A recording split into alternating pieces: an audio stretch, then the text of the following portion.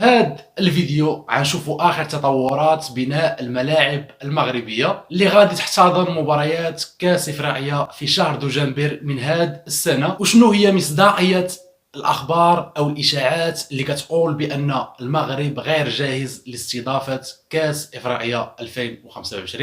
فهاد الشيء كامل غادي نتعرفوا عليه في هاد الفيديو. وقبل ما نبداو ما تنساش واحد لايك وسبسكرايب. نبداو على بركه الله. أول ملعب غنبداو به هو ملعب الرباط. من بين الأعمال التي تم إنجازها الانتهاء من بناء المدرجات، وأهم حاجة تمت إزالة المضمار المخصص لألعاب القوى باش تكون إضافة أكثر لعدد المقاعد. بالإضافة تجري تهيئة مرافق الملعب ومحيطه الخارجي، فهاد الأشغال لازالت مستمرة الى حد اليوم. ومعظم الفيديوهات اللي كنشوفوها عندها علاقه باخر تطورات بناء ملعب الرباط فراهي قديمه، وحاليا راه تم منع تصوير الملعب وسيتم تغطيه الملعب بشكل كامل، وذلك من اجل استيفاء المعايير اللي وضعتها الفيفا. المهم الاشغال حاليا في طور الانجاز. واش في نظركم ان هذا الملعب غادي يكون جاهز باش يستضيف مباراتي المنتخب المغربي في شهر مارس؟ كتبوا لي في التعليقات. ايوا قلنا نديرو شي اطلاله على ملعب مولاي الحسن. يا سيدي عطليله كنديرو عطليله ساعه ما لقينا منين طلو والو، كلشي مطرق داير به هاد الصوت ديال الحديد كامل والو، جيت ما ندور ما كاين مين اطل. والمهم يا خوت الرافعات راهما خدامين في التيران، وبنادم بوا اللي يستر داكشي اللي تيدير نيت قال تستعينوا على قضاء حوائجكم بالكتمان. هادشي نيت اللي دايره معنا الشركه اللي خدامه في التيرانات، الدق والسكات. المهم العالم الاخر بغينا نصور لكم التيران اللي عطا فيه فرقتكم، ولكن الغالب الله ما لقينا لكم جهد. هاد التيران عارفين وسطنا، الا ما عجبكمش نديوكم للشيخ الغضب العظيم موجود.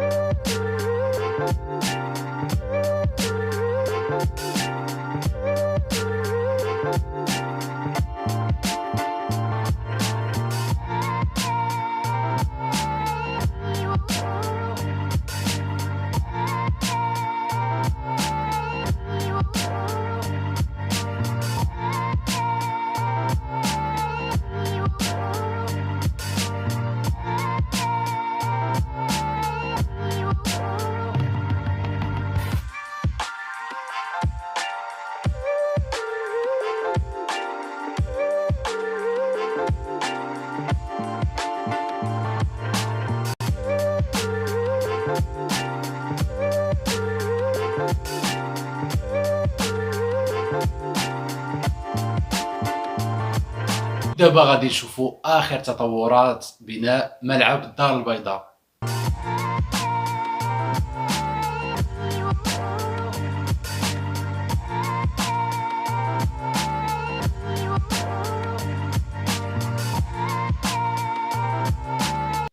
هاد الفيديو اللي كتشوفوه دابا فراه هو اليوم الامس، اليوم السبت، تم اكمال ارضيه الملعب بالعشب.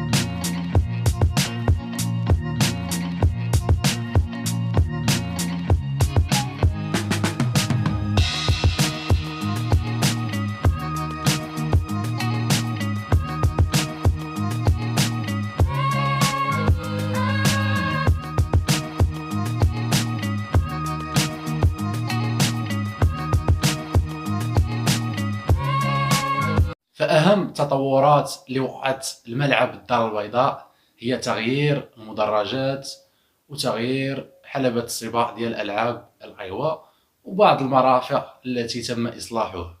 ودابا غادي نشوفوا آخر تطورات بناء ملعب طنجة.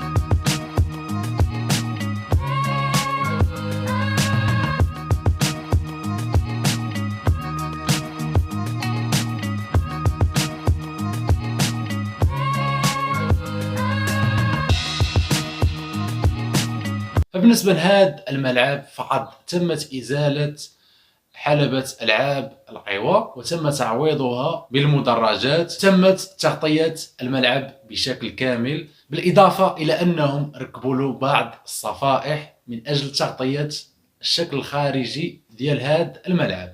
وهنا غادي نكون وصلنا للآخر ديال الفيديو، فكنتسنى الآراء ديالكم في التعليقات على هذه التطورات.